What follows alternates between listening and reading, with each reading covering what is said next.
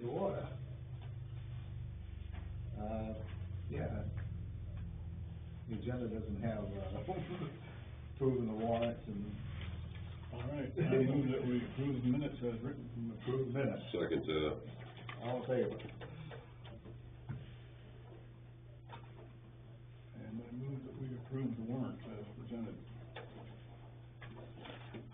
I will approve that, I will second that as well. All in favor? My favorite.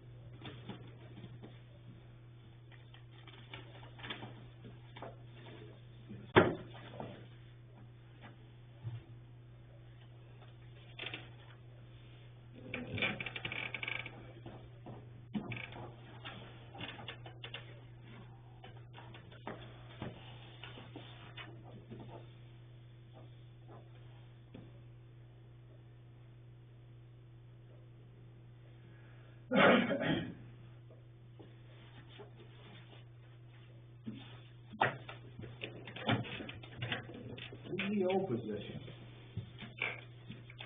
I like this guy. Yeah, I was happy with it, Yeah. I think it's promising, Yep. and, I mean, he's gonna have to have some training done, but I think he could do it. yeah, I move that we offer him the position. yeah, I'll second that. All in favor? All right. Can I ask the person's name? Bill Snyder, Phil Snyder? Yeah. Okay. runs an oil business out of Standish, he's been doing it, Oh, okay. he's a master plumber, master oil burner technician, natural gas. Great.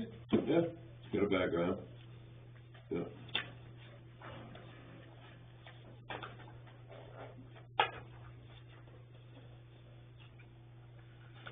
Beach attendant position. This one, I gotta say, I wasn't too happy about either one, I know. you know, so I don't know.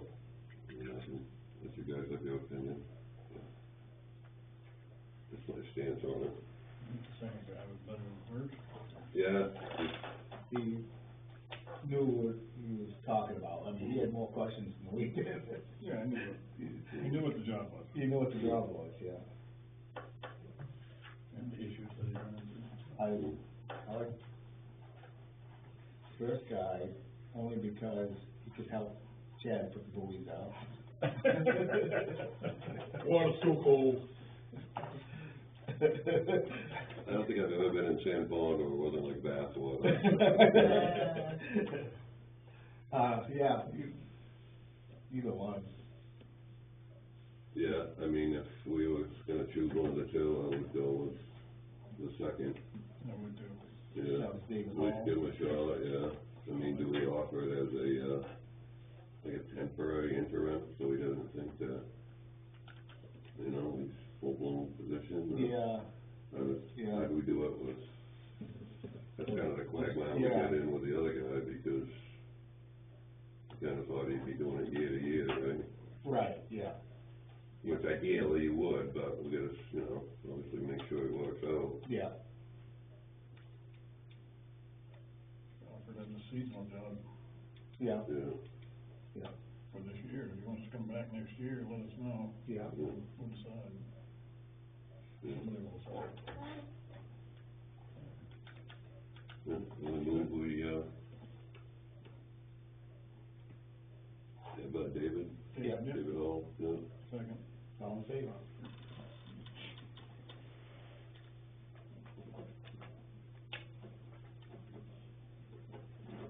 So, Chad, you wanna coordinate with Robin, what hours you're gonna have, so he can shadow you for a couple of days, and just, he's an older gentleman, so,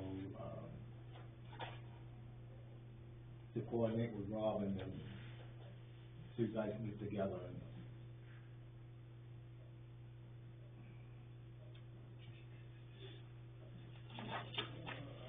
Okay, here, ordinance warrant article policy.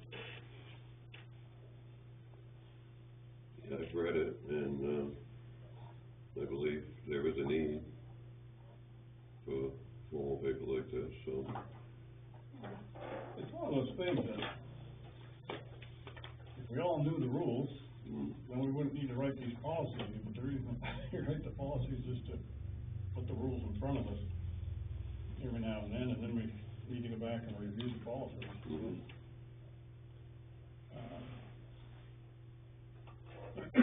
But essentially it says that, if you wanna put a, ordinance update or, vote on the warrant for town meeting, it has to be in its final form and attested by the select board and then, certified by the town clerk 7 days before the meeting. So that's not, we do a draft, and then after the town meeting, we go back and fix up the warrant. It has to be in final form and ready to publish, and that's state law. So this policy just reiterates that, and it's really the select board who's fallen down. You know, when we're preparing a town meeting, we're the ones who are responsible to make sure everything's set to go. Mhm. Yeah.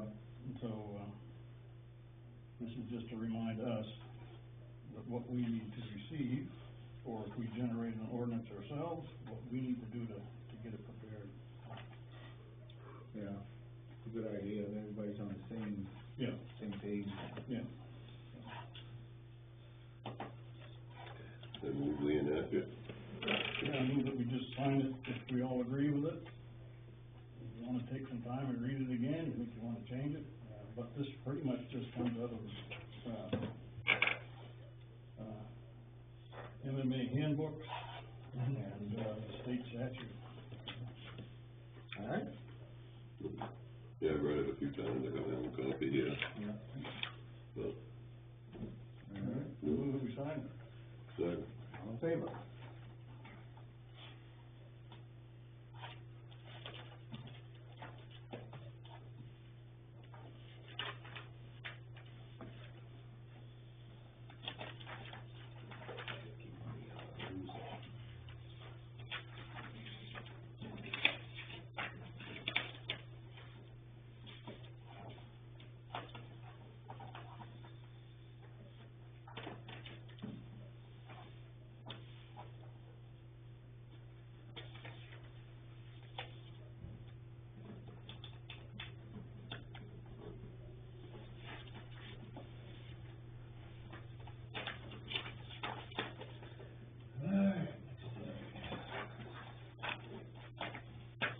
General assistance hardship abatement. Well, at this point, it's just a generic discussion. Okay. Yeah. But it's generic in how we handle things.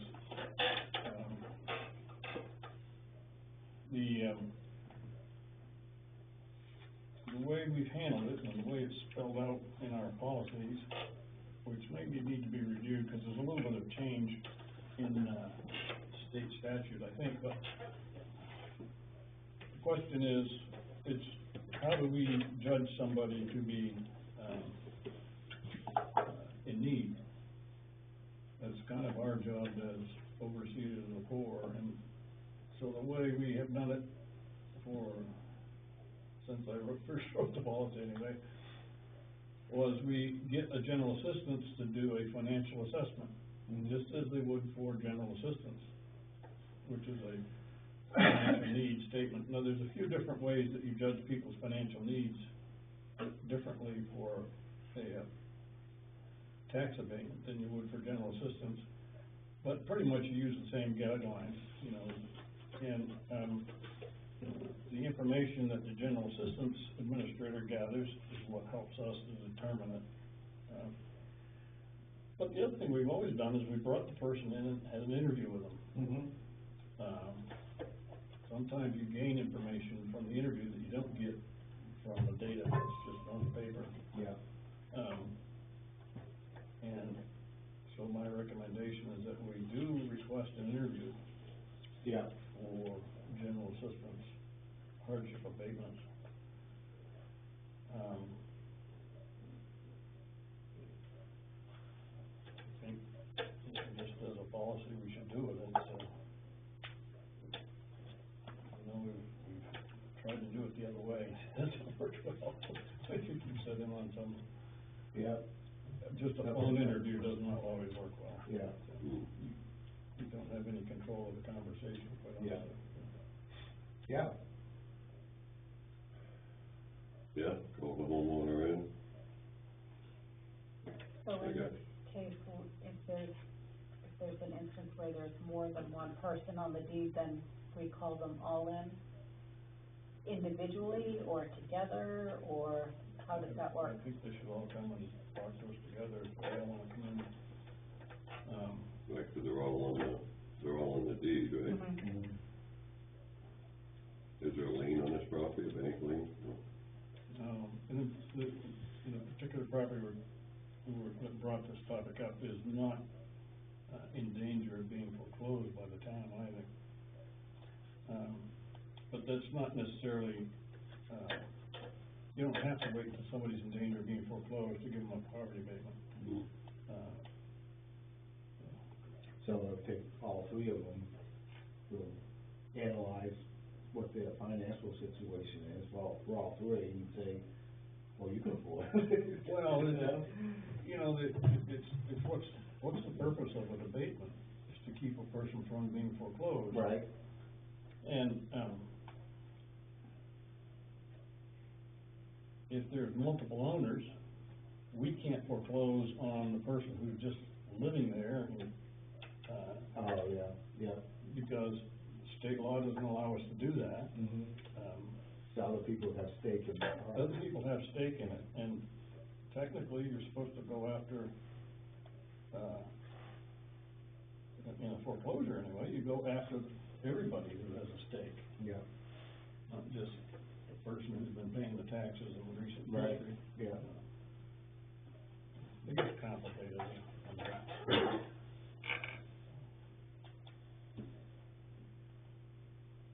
But that's what I would recommend, and, so, I think you've asked for financial information on all owners on the deed, and once we get that, we can schedule an interview here. Do you have contact for the other two? No, but I told Paige I would do what I could to help with that and arrange, you know, I didn't expect her to arrange meetings with you, so I'll take care of that. Sounds good. Yeah.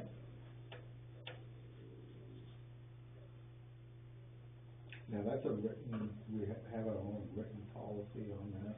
There's no state guidelines on how you determine if somebody's, what's the term, can contribute to the public charge. That's what the statute says. Mm-hmm. If we determine that they cannot contribute to the public charge, then we can give them an abatement. And, but the question is how you do that, right? What yardstick do you use? And when I first came on the board, the suggestion was that there was a whole bunch of, foreclosures that hadn't been dealt with for many, many years. And so the suggestion was each selectman take 3 or 4 of them and go up and talk to the people and see if we could come up with some kind of agreement between them that they would make payments or something like that over time. And I said, no, that's not, I don't think that's the way it should work. I thought that it should be a decision by the board, not individually, because I might be more lenient than somebody else, or Right. vice versa. Yeah. So everybody should get equal treatment, and there should be some kind of a way to judge to get that equal treatment. And, I mean, it's not something I invented. MMA's recommendation was that you do a general assistance financial audit, Mhm. and then take that that information and filter it. And if you go through a number of them that we've done in the past, it takes me a couple of pages to write out, okay, you got this much money coming in and that much going out. See, you know, we don't just say yes or no, we tell them why, and, I think it's fairly realistic, so. Yeah.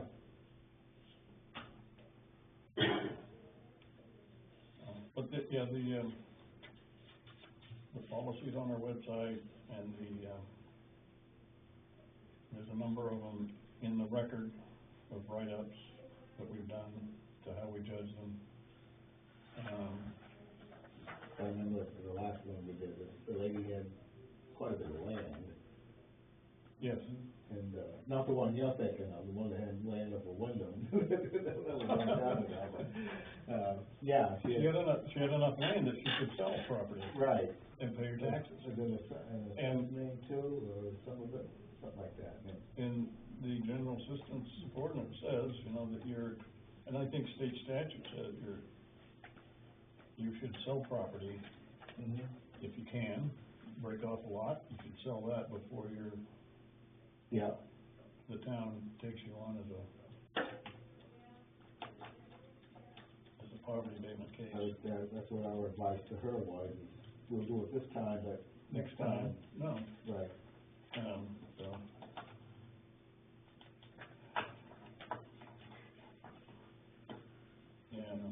Yeah, Yeah, it's never a pleasant situation, you know. No, You no. have to, you know, come in and, I think if we work with people and Yeah. try to resolve like, it. explain to I them what don't we think can we've do ever and what told we can't. anybody they had to leave their house. Right, yeah. But we said you've got to buckle down and, you know, in some cases we say you have 1 year, depending on what we think the severity of the problem is, or you got 2 years, and they've always paid up. Yeah, they have, yeah. I think it's a good way to do business. Because once we say, we kick them off the property, we're responsible for that property, right? Yes. As far as insurance and people trespassing Yeah, well, unfortunately, we've got one of those, and I think, too, isn't it that we have to provide them a place to live? No? Or is that something else? Okay.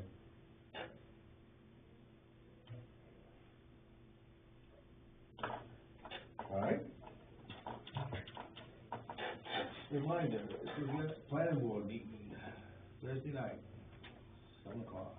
And we'll be having a subdivision come and present to us Thursday night. Okay. Or with Pedro Brook or somewhere else. Okay. It's a major subdivision, if I may say. Yeah, no. It's a major subdivision, and it's a more complicated process. They have to present twice. Minor subdivision, it's just one presentation and that's it. Major subdivision, we went through it at the last planning board meeting because I wanted the planning board to understand, I wanted to understand it too.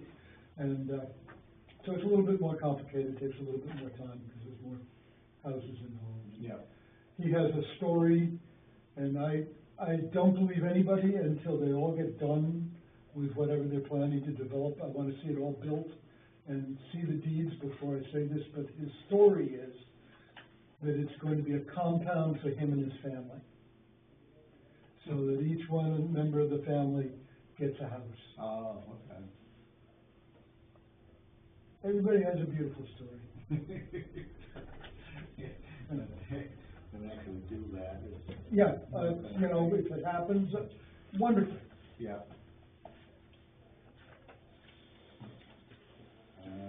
Right, I think that's, the Tri-Town meeting next Monday. Again, these roll around quickly, don't they? I know, they do. Joey, got anything? Nope. Okay. Kathy? That's nice. How's that? Yeah. Oh, Good. No, good. Chad? I'm also. How's that? Robin? I'm all set, thank you. Bob? Oh, Okay. I move adjourned. Second. All in favor?